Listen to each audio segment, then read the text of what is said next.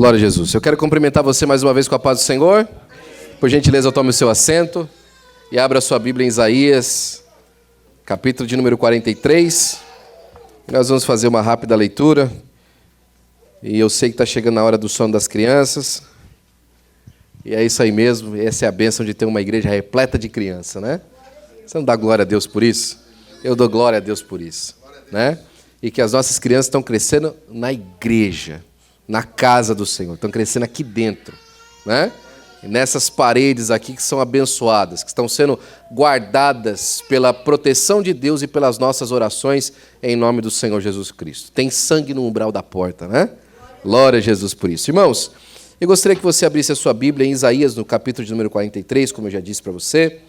Nós vamos ler alguns versículos na minha e na sua Bíblia, a partir do versículo 14, e a ênfase vai ser o versículo 19.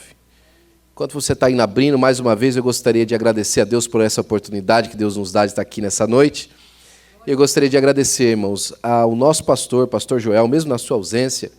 Gostaria de agradecer diante do Senhor e diante da igreja, a pessoa do nosso pastor por continuar investindo na obra de Deus, nos dando condições de fazer a obra do Senhor. Nós somos enviados por alguém, irmãos. Tem alguém cuidando de nós, né? Eu também tenho pastor, e meu pastor tem cuidado de mim, da minha esposa, da minha família, a quem eu sou grato de maneira pública pela vida dele, para a glória do nome do Senhor Jesus Cristo. E agradecer ao nosso pastor, quero agradecer a toda a liderança da nossa igreja, né?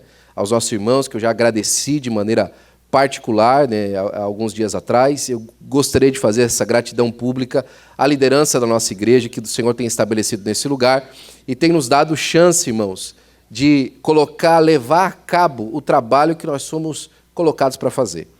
Eu falo isso e não falo isso da boca para fora, não é para jogar confete em ninguém, mas sem liderança na igreja local você não faz nada. Ninguém consegue fazer essa obra sozinho. É um dos maiores erros, irmãos, de um obreiro achar que ele consegue se sustentar na frente de um trabalho sem ajuda. Eu preciso da ajuda, mas eu preciso muito da ajuda, ainda mais eu, né? Que sou menino novo ainda, não conheço nada, né? Estou aqui enfrentando uma cidade que eu nunca vim antes. Eu sou do interior de São Paulo, gente. Isso aqui é grande. Eu morei em São Paulo, capital também, mas isso aqui é grande do mesmo jeito, né? E eu quero agradecer aos nossos irmãos, em nome de Jesus, pela disposição dos irmãos de nos ajudar, e a todos os irmãos que congregam aqui conosco. Muito obrigado. Você que vem a essa igreja, que coopera nessa igreja, que ora por esse pastor. Obrigado, você é uma bênção na minha vida, eu e minha família queremos agradecer você em 2022, isso não é uma gratidão de até logo, vai embora, não, eu preciso de você em 2023. Eu estou te agradecendo porque eu quero te agradecer de novo lá no final de 2023, amém? Me ajude, pelo amor de Deus. Irmãos, e essa gratidão, você sabe que ela não é entre nós só, eu tenho uma gratidão profunda, como eu já disse para você, a Deus, né? Se já não bastasse Deus ter nos salvo, né? Já pensou nisso? Salvar a nossa alma do inferno, você já pensou o tamanho disso? O tamanho da salvação que nós temos em Cristo Jesus? Além disso, ele ainda abre a porta para que a gente faça parte da igreja. E abrindo a porta para que a gente faça parte da igreja, nos dá a oportunidade de servir.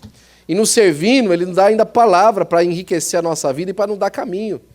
Então Deus é muito bom, eu sou muito agradecido ao Senhor nosso Deus, na pessoa do Senhor Jesus Cristo e do Espírito Santo, por poder nos dar a oportunidade de estar aqui. Amém? Quantos querem palavra de Deus para o seu coração? Digam amém. Diz assim a minha Bíblia e a sua, a partir do versículo 14, do livro que escreveu o profeta Isaías, no capítulo 43. Assim diz o Senhor, teu Redentor, o Santo de Israel. Por amor de vós enviei inimigos contra a Babilônia, e a todos farei descer como fugitivos, isto é, os caldeus, nos navios com que se vangloriavam. Eu sou o Senhor, vosso Santo, o Criador de Israel, vosso Rei. Assim diz o Senhor, que preparou no mar um caminho e nas águas impetuosas uma vereda, que trouxe o carro e o cavalo, o exército e a força. Eles juntamente se deitaram e nunca se levantarão. Estão extintos e como um pavio se apagaram.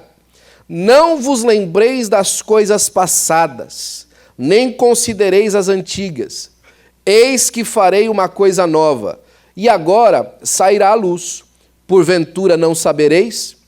Eis que porei um caminho no deserto e rios no ermo. Amém. Glória a Deus.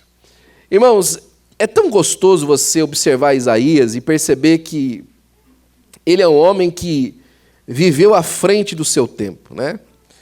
Pastor Alcir sempre fala isso quando vai falar alguma coisa a respeito do nosso pastor, Pastor Joel. Pastor Joel vive à frente do seu tempo.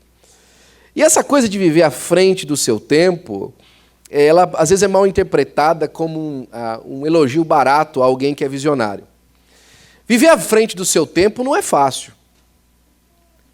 Viver à frente do seu tempo é você enxergar coisas que as pessoas não estão vendo ainda. Que as pessoas não estão enxergando. Viver à frente do seu tempo é dizer coisas que vão acontecer depois na vida das pessoas que ainda elas não têm capacidade de compreender que vai acontecer. Isaías falou do Messias, por exemplo, 600 anos antes da sua vinda. Ele falou sobre o juízo em cima de Israel cerca de 15, 20 anos disso acontecer. Ele falou sobre retorno glorioso de Israel 80, 90 anos antes disso acontecer. Isaías falava e as pessoas ouviam, e Isaías chegou ao ponto de ter sido cerrado no meio, por conta da sua palavra, por conta daquilo que ele dizia. Viver à frente do seu tempo não é fácil. Viver 2023 enquanto 2022 ainda não acabou não é fácil. Como não foi fácil viver 2022 quando 2021 ainda não tinha terminado. Eu e você nos lembramos, e isso não é para vanglória de ninguém, é mais uma vez para o nome do Senhor ser estampado naquilo que foi dito, do que aconteceria em 2022 no nosso meio. Você lembra como nós estávamos nesse mesmo período do final do ano 2021. Você lembra. Você lembra o que nós estávamos sonhando, o que nós estávamos pensando, o que nós estávamos dizendo, que o Senhor faria. E sendo bem honestos e completamente limpos com você, jogando limpo, como diz o outro, você sabe que nem eu e nem você tinha condição de fazer aquilo que Deus disse que ia fazer. Em nós? Que jeito! Como é que nós conquistaríamos aquilo que Deus disse que ia fazer? Isaías viveu à frente do seu tempo. E é interessante que o livro de Isaías, ele geralmente é dividido em duas etapas. Alguns eruditos preferem falar da terceira, mas a maioria concorda em duas etapas. Isaías é mais ou menos como uma mini Bíblia, tem 66 livros. 66 capítulos, desculpe. Como a Bíblia tem 66 livros. Agora, olha que interessante. A primeira parte de Isaías, o proto-Isaías, foi terminado de ser revelado antes do exílio, no capítulo 39. A Bíblia no Antigo Testamento tem 39 livros. E o segundo livro, será que alguém podia me ajudar com a tradução ali, aqui eu fazer por gentileza? Ou a Clara ou a Ana, por gentileza ali. A tradução está prontinha, é só colocar o microfone e falar para ajudar o nosso irmão em nome de Jesus, né? Ele está com ali a tradução. E a segunda parte de Isaías, que vai do capítulo 40 até o capítulo 66, que dá 27 livros, ela foi conhecida só durante o tempo do exílio. Os primeiros 39 capítulos de Isaías falam a respeito do juízo de Deus. E os 27 capítulos finais de Isaías falam sobre a graça de Deus.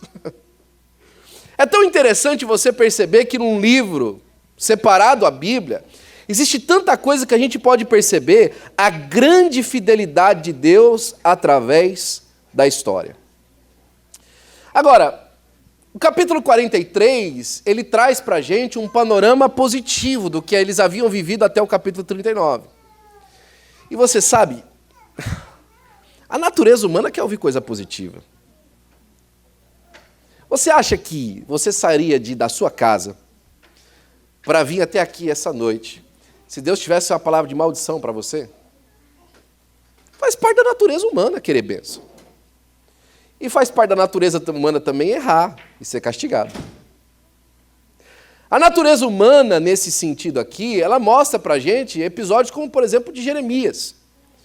Que Jeremias já não podia mais nem ser ouvido na corte, porque o rei já não aguentava que toda vez que Jeremias ia falar alguma coisa, ele arrebentava com o rei. Esse homem só profetiza maldade para mim. Como é que pode? Esse homem nunca fala alguma coisa positiva. Nunca tem uma palavra de bênção para mim. O povo de Israel foi para o exílio esperando uma palavra de bênção. E os eruditos dizem que só lá no exílio a segunda parte de Isaías foi revelada. O selo que estava fechando o livro de Isaías foi aberto no exílio. Que interessante, né? E quando eles abrem o selo do livro que estava oculto, que ninguém sabia o que tinha nessa segunda parte de Isaías, ele começa a perceber que Deus tinha bênção.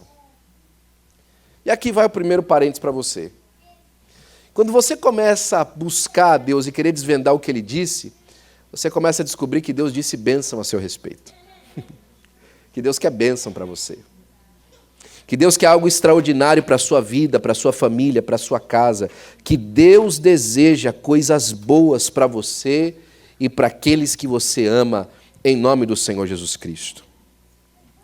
O início do capítulo de número 43, ele começa levantando Israel e dando esperança para ele. Se você abre aí o capítulo 43, você começa a perceber, olha, assim diz o Senhor que te criou, Jacó, que te formou em Israel, não temas porque eu te temi.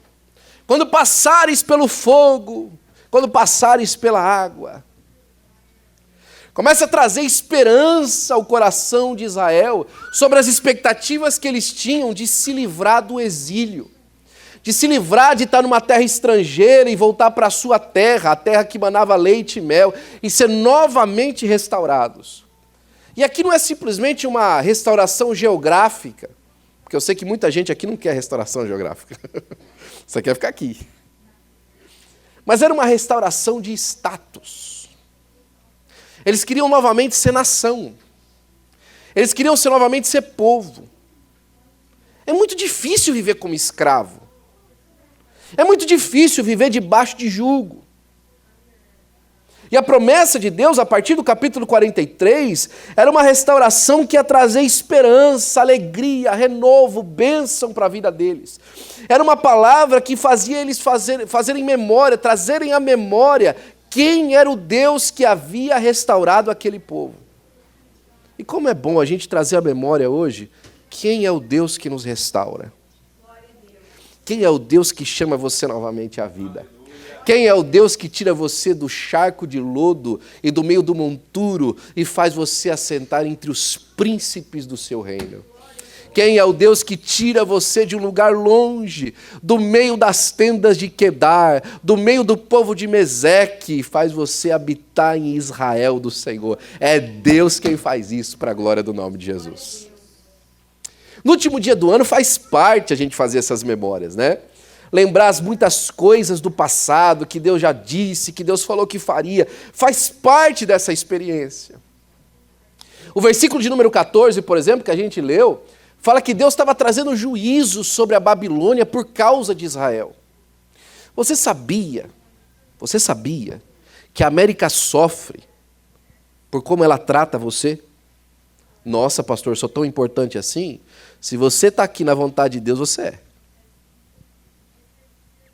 A palavra de Deus fala, e eu gosto de lembrar, cada 10 vezes que eu prego, 15 vezes eu falo de José. É verdade ou não é? José disse para os seus irmãos, você já sabe o que eu vou falar, né? Que Deus tinha mandado uma fome no mundo para reunir a família dele. Está na Bíblia. De certo, Deus mandou essa fome no mundo para juntar a nossa família. Rapaz, o José é prepotente. Mas não era verdade? Deus mandou uma fome no mundo para reunir a família de José. Deus está de olho no mundo. E às vezes traz juízo no mundo para dar uma oportunidade para você ser restaurado.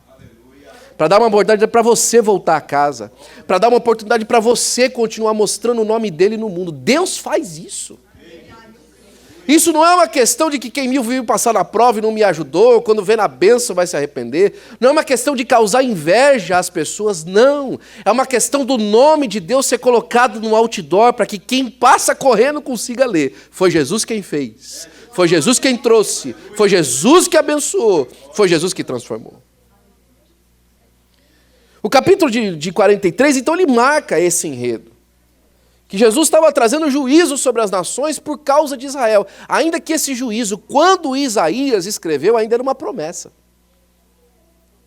Se a América não quiser cuidar de você como Deus disse para cuidar, Deus traz juízo sobre ela para que ela cuide. Creia nisso. Creia nisso.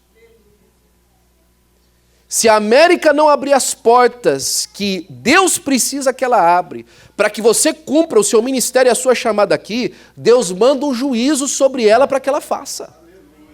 Deus faz, meu irmão. É Ele quem faz, e não é para nós, é para a glória do nome dEle. Não ache aqui que eu estou pregando que você é o cara, que você é o bambambam. Não, não é isso que eu estou falando. Eu estou falando que Jesus é maravilhoso. E para que você cumpra aquilo que Ele te chamou para fazer, Ele manda juízo sobre a terra. Para a glória do nome de Jesus. A partir do versículo 15, então, eu gosto disso demais. Deus começa a enumerar para Israel olhar para trás e lembrar do que Deus já fez. E ele enumera duas coisas maravilhosas. Ele falou assim, olha, fui eu que fiz um caminho no meio do mar. Quando o mar vermelho abriu, Deus fez um caminho no meio do mar para o povo passar com terra seca nos pés. Você já imaginou você lembra quando Deus abriu um caminho no meio do mar para você passar? Você lembra o caminho que Deus abriu no mar para que você estivesse aqui hoje, falando comigo, me ouvindo, tendo essa experiência? Você lembra das experiências que você teve com Deus no passado, que te trouxeram até aqui? Nessa noite nós ouvimos testemunhos de pessoas que receberam experiências maravilhosas com Deus, que o seu caminho conseguiu chegar até o dia de hoje aqui. Caminho aberto no meio do mar. Mas ele continua lembrando que, além do caminho aberto no meio do mar, ele também fez chegar ao fundo do mar o cavaleiro, o seu cavalo, o exército e a força. Está falando do Egito. Que foram colocados no fundo do mar, e não é que lá não se levantaram, de lá não se levantarão à frente. De lá eles não vão levantar mais. Essa porta está abrindo ali, vai arrancar a porta. Obrigado, meu amigo. De lá eles não vão se levantar mais. Não vai se ouvir mais memória deles, nada mais vai acontecer. Não vai ter mais vida a partir daquilo lá. Lutas que você passou no passado. Lutas que você passou esse ano. Problemas que o seu coração viveram, que você pode esquecer, nunca mais você vai passar por lá. Você sabe que já teve coisas que veio na sua vida durante um tempo e depois nunca mais. Foi assim ou não foi? Depois nunca mais se sofreu com aquilo. E hoje você está aqui de pé com uma pessoa liberta, porque você sabe que Deus te libertou. Você sabe que Deus te ajudou. Você sabe que Deus abriu a porta. Pois é. Deus, através do ministério de Isaías, está lembrando isso o povo. Você lembra o que eu fiz? Você lembra a porta que eu abri? Você lembra o caminho que foi aberto no mar? Você lembra da derrota que eu dei para o inimigo no passado? Lembra? Lembra o que eu fiz? Você consegue olhar para trás e sentir que Deus esteve com você e ter certeza que se não fosse a mão de Deus em 2022, em 2021, em 2020, você não teria chegado aqui? Você consegue se alegrar com essa memória em nome de Jesus? Pois é. Agora vem um versículo que é complicado, porque ele fala o seguinte, olha, o convite de Deus agora para daqui para frente, no versículo 18 é, não se lembra mais disso nem considera. Esquece isso aí. Mas não esquece isso aí porque, né, esquece aí, deixa para lá, não esquece aí como se estivesse com dívida. É o seguinte, é um convite a uma nova etapa. Lembra a maneira incrível como eu te trouxe isso aqui? Pois é. Olha, perto do que eu vou fazer, esquece. Perto da nova etapa, olha, isso aí é coisa pouca. Perto do que está vindo para frente, isso ainda foi pouco. Perto da nova porta que eu tenho, isso aí você deixa para trás. Perto da nova oportunidade que eu estou abrindo, você não se preocupe mais com aquilo do passado. Não se lembre das coisas antigas. Para de ter saudade de um tempo que não volta mais. Para de ter saudade de uma experiência que era fantástica, era incrível. Essas coisas são coisas do passado. Há uma experiência nova para viver. Há um tempo novo para viver. Há uma história nova para ser escrita. Olha, não considere as coisas passadas. Não ache que a história nova está caminhando por aí. Deus fez, Deus te ajudou, Deus esteve com você, Deus te trouxe até aqui, mas o que Ele tem daqui para frente é uma história nova, com novos episódios, com uma nova série, com novos personagens, com um novo tempo de ministério e graça de Deus na sua vida, de novo, para a glória do nome do Senhor Jesus Cristo. O convite do versículo 19, que a gente está aqui, é justamente esse convite, olha, eis que eu farei uma coisa nova. Eu vou fazer uma coisa nova. E às vezes esse é o nosso problema. Porque tudo novo na Bíblia começou pequeno. Tudo que começou na Bíblia, começou pequeno. Quando Deus fala que vou fazer uma coisa nova, a gente, glória a Deus, Deus agora, então agora eu vou entrar de... Não, vai começar de novo, é novo. A Bíblia fala que quando Deus criou os céus e a terra, e o Espírito do Senhor estava sobre a face das águas, a terra era sem forma e vazia, não tinha nada, era novo. Quando Deus começou a humanidade, que hoje somos 8 bilhões de pessoas sobre a terra, Ele começou com Adão e Eva. Quando Ele começou o povo de Israel, Ele começou com 2 velhinhos, Abraão e Sara. E Sara era estéril.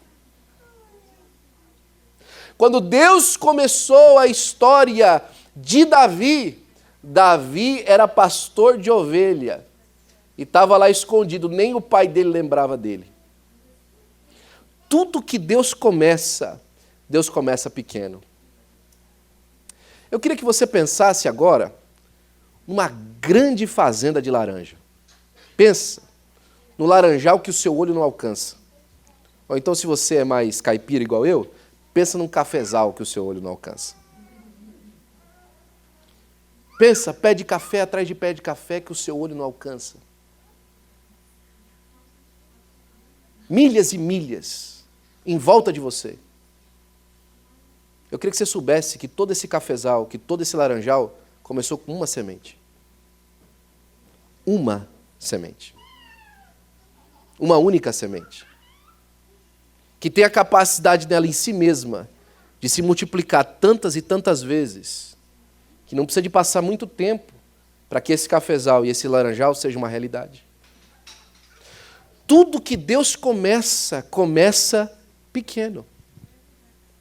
A história que você começa a partir de hoje, a história que essa igreja começa a partir de hoje, perto daquilo que Deus vai fazer no futuro, é pequeno. Quando Zorobabel recomeçou a construção do templo, o pessoal ria do Zorobabel. Diz que os jovens ficavam felizes, mas os velhos olhavam para o templo que Zorobabel estava construindo, Ageu fala isso, e eles choravam. Porque o templo da reconstrução, depois do exílio, era inferiormente menor, no sentido de qualidade, no sentido da maneira como estava sendo construído. A referência de tamanho era a mesma, mas a qualidade de material, depois que eles voltaram do exílio, era inferiormente menor, muito menor.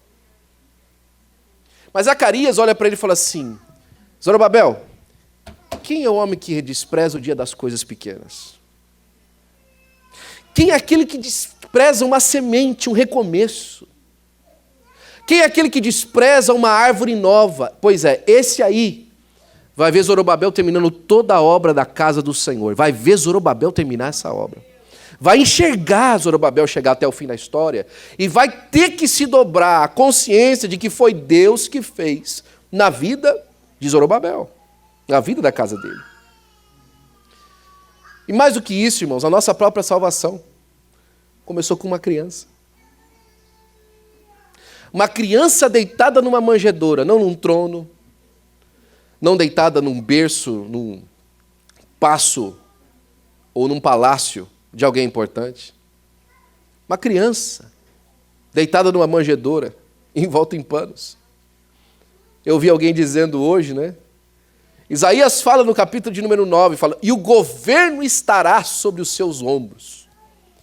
Quando você olhava aquela criança deitada numa manjedoura, enrolada num pano, você fala assim, como é que o governo vai caber no ombro disso aí? E quando ele fica adulto, que você vê que o governo está no ombro dele, da onde ele tira a força do seu governo? Da cruz que está nas suas costas e nos seus ombros. Que paga o preço, para que ele chegue no capítulo 28 de Mateus e diga assim, todo o poder me foi dado nos céus e na terra. Para que ele então declare a sua grandeza e o seu poderio e revele de quem ele realmente é. E nós entramos para a próxima parte. Eis que farei uma coisa nova, e já sairá a sua luz. Olha, se tem algo que transforma a opinião das pessoas, é quando alguma coisa chega à luz. E chegar à luz não é simplesmente de ligado ou aceso, mas é ser revelado para que os olhos possam contemplar. Chegar à luz é quando eu e você enxergamos pela primeira vez. Eu não sei se alguém aqui já fez algum blind date. Aquele encontro às cegas, que você conhece a pessoa que você está se encontrando quando ela aparece. Depois você ter conversado online por muito tempo ou conversado por carta. Isso fazia muito antigamente, né? Você conversava por carta e conhecia então o noivo ou a noiva que já estava quase casado com ele e conhecia a primeira vez. Encontro às cegas. Quantas pessoas não foram absolutamente decepcionadas por esse encontro? Quantas pessoas, quando saiu à luz aquilo que elas haviam sido revelados, era completamente aquém da expectativa. Sabe que, mais uma vez, o convite de Deus às coisas novas, quando chega à luz, às vezes causa desprezo. Às vezes causa estranheza, mas será que é isso? Às vezes a pessoa se frustra. Porque a luz que ele enxergava era alguma coisa grandiosa para ele, para ela. Que a luz era alguma coisa extraordinária para a percepção dele, para a percepção dela. Enquanto Deus vai te deixar de boca aberta, mas calma. Quando as coisas começam a vir à luz, elas ainda não têm o tamanho que elas vão ter quando ficarem completamente reveladas. A pergunta que Deus faz para Isaías é a pergunta assim, por acaso então vocês não vão saber? Deixa eu fazer uma pergunta para você que está aqui comigo hoje e online conosco. Deus não te avisou que estava trazendo para essa terra para te usar aqui? Deus não te falou que tinha trazido de lá para cá para transformar a maneira como você vivia? Deus não tinha te convidado a uma nova novidade de vida e alguma coisa que você não tinha conhecido antes? Deus não te convidou para isso, não te chamou para isso? Como é que você diz então que você está surpreso pelas coisas como elas acontecem? Como é que você está surpreso então se a sua tentativa de andar longe de Deus não tem funcionado? Você já não havia sido avisado? Você já não havia sido convidado a uma realidade de vida que você não tinha experimentado antes? Porventura não sabereis? Ele está fazendo alguma coisa nova, mas ele já tinha te avisado. Ele já tinha chamado a sua atenção. Que era um tempo de novidade, que era um tempo de nova história, que era um tempo de novo caminho. Qual que é a sua frustração, então? Por que você se frustra com um convite de renovo? Com um convite de nova caminhada? Com um convite de nova história? Com um convite de novo compromisso? Em outras palavras, qual que é o seu problema? Porventura não sabereis? Porventura você não está sabendo que Deus te chamou para viver algo extraordinário junto com Ele que você nunca viveu antes? Não é experiência passada, é uma nova. Sabe, às vezes eu encontro isso, somente nós que viemos do Brasil, viemos de uma igreja no Brasil, o pessoal chega aqui nos Estados Unidos e começa, mas a igreja no Brasil... mas lá onde eu estava no Brasil, mas aquela congregação que eu ia no Brasil, mas aquele pessoal que eu conhecia no Brasil. Ei, Deus te chamou para alguma coisa nova, você estava sabendo. Se Deus quisesse te chamar para uma experiência no Brasil, você tinha ficado no Brasil. Mas você está aqui. Se Deus tivesse te chamado para alguma coisa extraordinária do Brasil, no Brasil você tinha ficado, mas você está aqui. Você não está no Brasil. E se você está aqui, é porque a experiência com Ele é nova, e você já está sabendo. Ele já tinha te avisado. É tempo de você parar com essa rejeição para aquilo que Deus está te chamando para viver em 2023. 2023 é o tempo da novidade na sua vida, coisas novas em Deus, realidade nova em Deus, esperança nova em Deus, um novo amor em Deus, uma nova esperança no Senhor nosso Deus, para a glória do nome do Senhor Jesus Cristo. E aqui eu gostei demais. Eis que farei um caminho no deserto e no ermo vou colocar um rio. A gente leu alguns capítulos atrás que a última vez que Deus tinha feito caminho, Ele tinha feito caminho aonde? Nas águas. Agora é novo. O caminho não é mais na água. O caminho agora é no deserto.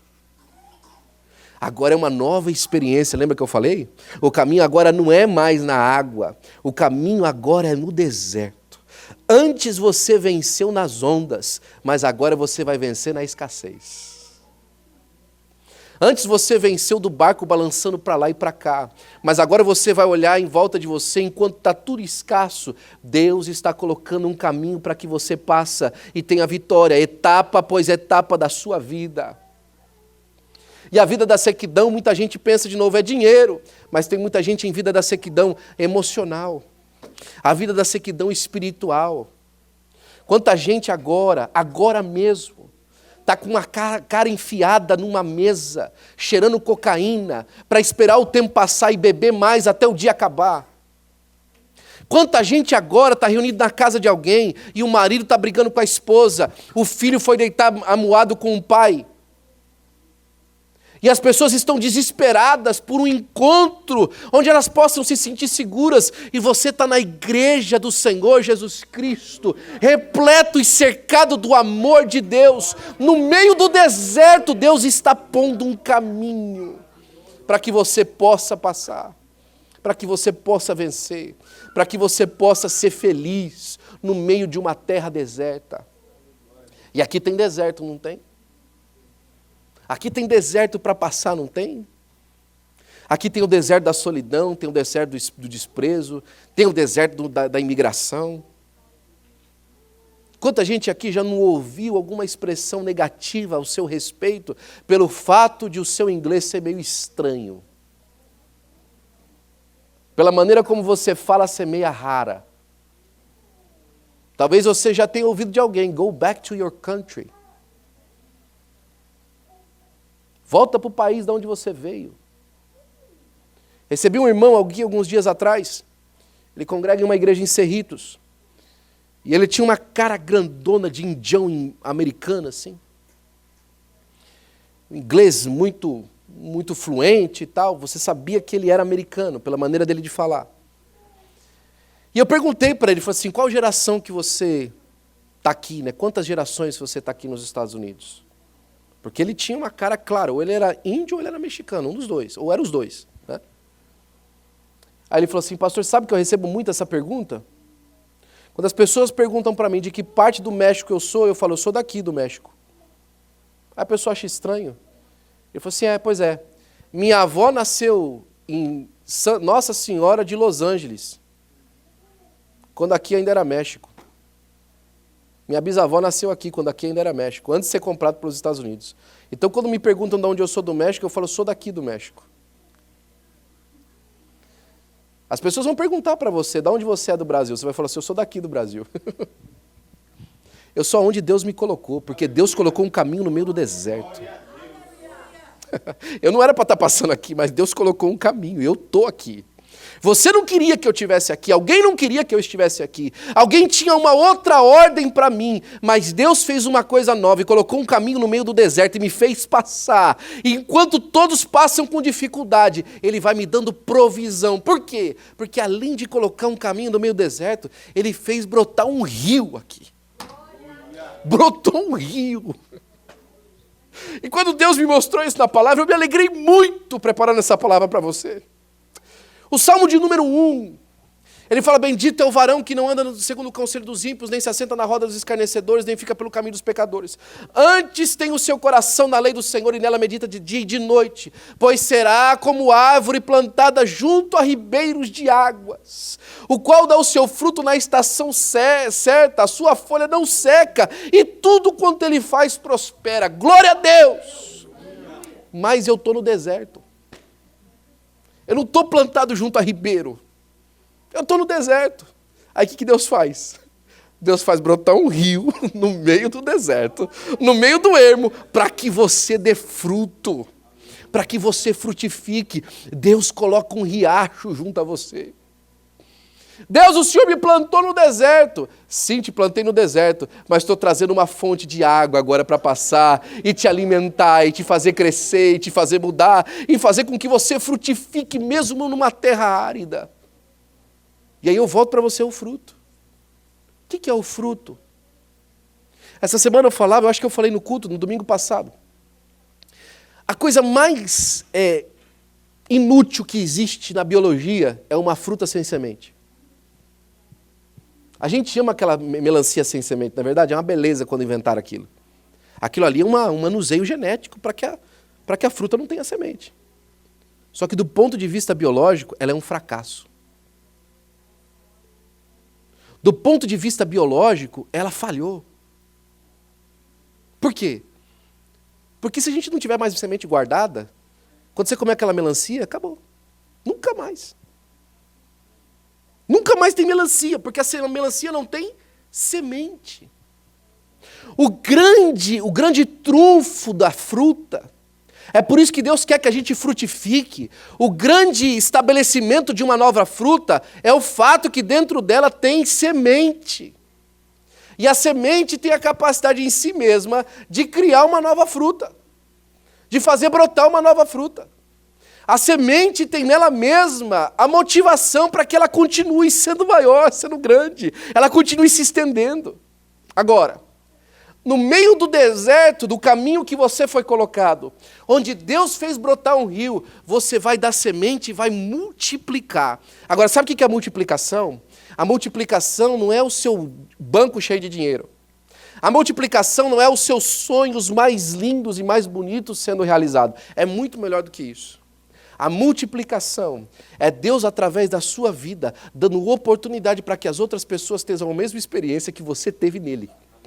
E se as pessoas tiverem a mesma experiência que você teve nele, sabe o que significa? Significa prosperidade geral para todo mundo. É uma prosperidade que sai de dentro da alma, alcança as finanças, alcança os negócios, alcança a família, alcança a alegria no coração, alcança o perdido, alcança o casamento, alcança os filhos, alcança a família lá longe, alcança a família aqui perto, alcança os amigos, alcança as emoções, alcança os sentimentos e faz você prosperar em todas as áreas da vida. Fruto que é fruto bom, é fruto completo. É fruto com semente para fazer crescer. 2023, reserva para nós um tempo extraordinário em Deus, porque essa é uma promessa que o Senhor fez para nós. É rios no meio do ermo, é transformação de vidas. É Deus fazer passar um rio no lugar onde você está. E o rio é o Espírito Santo de Deus que lhe acompanha, que está junto com você no meio do deserto. Deixa eu começar a terminar, porque está na hora da gente voltar a orar.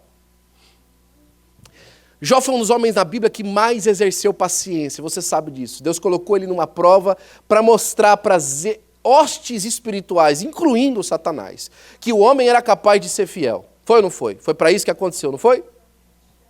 Jó nunca foi avisado disso. Deus não chegou e falou, Jó, foi o seguinte, fiz uma aposta com Satanás, o povo gosta de falar que Deus fez uma aposta, né? Olha, Jó, fiz uma aposta com Satanás, está aqui, se você ficar firme, vintão para você. Não foi assim que aconteceu. A Bíblia deixa claro que Jó terminou o tempo da sua aprovação sem saber por que passou por aquilo. Jó nunca foi avisado. Nunca disseram para Jó. Agora, Jó, quando olhava para a sua própria vida, ele falava assim, foi Deus que me deu a vida. Eu estou passando por dificuldade, mas foi Deus que me colocou aqui, foi Deus que me colocou nessa terra. Jó, mataram seus filhos. Jó, Deus me deu, Deus tomou, Bendito seja o nome do Senhor. Talvez o seu 2022 tenha sido assim. Um dia que a única coisa que você pode dizer é bendito seja o nome do Senhor, porque Ele é o Senhor, porque a sua vida... A mulher de Jó chegou e falou para ele, assim, Jó, faz o seguinte, meu filho, a coisa está ruim para você, nego. Amaldiçoa o teu Deus e morre. Ele olha para a mulher e fala assim, eu recebi o bem de Deus, não vou receber o mal também? Por fim, Jó, naquela angústia, a Bíblia fala que ele não murmurou contra Deus. E ele declara, eis que o meu Redentor vive, e que por fim se levantará. E os meus olhos hão de ver ele. Eu vou enxergar, na minha carne eu vou enxergar meu Redentor. O Redentor é aquele que pagava pela dívida de alguém. Tem mais ou menos a ver com aquela lei que apareceu na frente do parente remidor. O Redentor era alguém que se colocava por contraponto, intercedia por alguém, e que se alguém tivesse alguma dívida, algum pecado, ele se colocava como intercessor, ou então como pagante do problema. O Jó disse assim, eu não sei, é como se ele tivesse se dito assim, eu não sei quem é, eu não sei onde ele está, mas a minha fé alcança que ele está vivo. O meu Redentor vive. E de alguma hora ele vai aparecer. Não é possível. Ele vai aparecer em alguma hora. Alguma hora as coisas vão acontecer da maneira que Deus me prometeu. Alguma hora a coisa vai andar. Alguma hora Deus vai descer aqui e vai transformar a minha situação e vai abrir a porta. Alguma hora vai acontecer. Uma hora Deus vai abrir um caminho no meio do ermo. Uma hora Deus vai colocar um caminho no deserto, uma hora Ele vai trazer um rio aqui perto, uma hora vai, eu sei que vai. Quando Jó finalmente recebe a transformação da sua vida, quando ele finalmente recebe a porta aberta, a situação dele foi muito melhor do que ele achou que ia terminar. E sabe como é que ele termina dizendo? Ele falou assim, Senhor, a realidade é como eu falei como um tolo, tantas vezes, Jó, você não fez nada. Mas eu elucubrei tanta coisa. Jó, você não pecou, Jó, você não murmurou contra Deus, mas eu imaginei tanta coisa que não tinha nada a ver. Eu fiz tantos planos para mim mesmo que não tinham nexo nenhum. Eu me protegi de tantas maneiras diferentes que... Olha, ele começa a enxergar a natureza e em certo ponto ele fala assim, olha, eis que tudo ele fez dessa maneira. E é tão pouco que temos que ouvir dele. Eis que a gente conhece dele apenas as orlas dos seus caminhos. A gente só consegue ver que Deus fez alguma coisa quando ele passou por lá e fez. A gente fica numa dificuldade de esperar Deus aonde a gente está e está abraçado com ele andando. É só depois que ele passa e deixa pronto que a gente fala, olha, foi Deus que fez. É tão pouco que a gente tem ouvido dele. E aí lá no capítulo 42 ele diz, antes eu te conhecia de ouvir falar. Antes eu tinha ouvido falar que o Senhor tinha colocado um caminho no meio do mar. Antes eu tinha ouvido falar que o Senhor tinha dado vitória. Antes eu tinha ouvido o Senhor falar a respeito do Senhor, que o Senhor ajudava famílias, que o Senhor restaurava casamentos. Eu tinha ouvido falar disso aí. Antes eu tinha ouvido falar de que o Senhor fazia que igrejas crescerem em lugares que era impossível que elas crescessem. Antes eu tinha ouvido falar que o Senhor restaurava pessoas do vício. Antes eu tinha ouvido falar que o Senhor fazia com que as coisas acontecessem da vida daquele que crê, que são de formas miraculosas. Eu tinha ouvido falar, mas hoje aqui nesse lugar onde eu estou, hoje aqui faltando 10 minutos para começar 2023, hoje agora os meus olhos veem. Eu consigo enxergar o Senhor fazendo isso. É na minha vida, é no meio dos meus, é na minha história. É no meu particular, e meus olhos veem aquilo que o Senhor faz. Meus olhos contemplam a mão do Senhor. Meus olhos conseguem enxergar o Senhor do meu lado, aqui agora, caminhando comigo e me dando força para enfrentar os dias que vêm à minha frente. Eu sei que o meu Redentor vive. E Ele se levantou sobre a terra. Olha, eu tenho muita coisa para prometer para você em 2023. Talvez eu consiga fazer um churrasco para você ano que vem. Mas o que Deus tem em reserva para a sua vida e para a sua história é extraordinário. Eu tenho pouca coisa, eu e os meus amigos aqui, que convivemos aqui nessa igreja, que servimos nessa igreja, a gente tem muita coisa que a gente pode promover. Tem alguma comida preparada ali que a gente espera que não tenha queimado. Mas Deus para você, Deus para a sua casa, para a sua história, para a sua vida. Deus para que você ande em novidade de vida em 2023. Deus, para que você seja feliz de verdade, Ele se propôs a colocar um caminho no meio de um deserto e fazer com que o rio te acompanhe para te dar vitória e fazer com que o nome dEle seja glorificado na sua vida para a glória do nome de Jesus. É Deus quem te promete. É Deus quem te chama para viver uma coisa nova em 2023, para andar em novidade de vida em 2023. Eu tenho 2 convites para fazer para você. E nós já terminamos o nosso tempo. Nós vamos fazer isso enquanto a gente ora aqui, até a nossa passagem de ano para 2023. Se arrependa de 2022. Se arrependa da sua murmuração. Se arrependa da sua reclamação. Se arrependa das suas histórias, das suas ideias maravilhosas. E entregue 2023 na mão do Senhor. Deus vai colocar um caminho no deserto para a sua vida e para a sua família. Desista de fazer planos que são mirabolantes na sua cabeça, só funcionam nela. E comece a perceber a história maravilhosa que Deus tem para fazer para você. Você nunca tinha imaginado que um rio podia acompanhar alguém. Hoje você sabe que o rio do Espírito Santo te acompanha. Você nunca imaginou que era possível passar por um lugar tão árido, com esperança e vitória. Hoje Deus falou que Ele que abriu um caminho para você passar. Receba essa palavra em nome de Jesus. Vamos orar e falar com Deus em nome de Jesus? Dobre os seus joelhos, vamos passar o nosso ano, começando o ano em nome de Jesus, falando com o Senhor em nome do Senhor Jesus Cristo.